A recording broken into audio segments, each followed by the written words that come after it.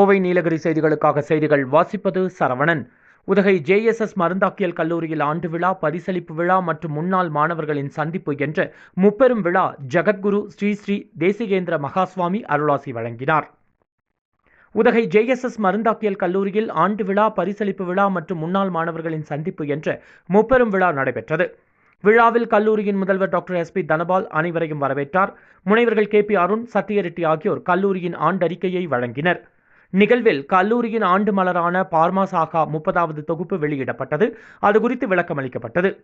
JSS உயர்கல்வி மற்றும் ஆராய்ச்சி கல்விக் குழுமத்தின் வேந்தர் ஜகத்குரு ஸ்ரீ ஸ்ரீ தேசிகேந்திர மகாசுவாமிஜி அவர்கள் விழாவில் கலந்து கொண்டு விழா சிறக்க வாழ்த்துக்களை வழங்கினார்.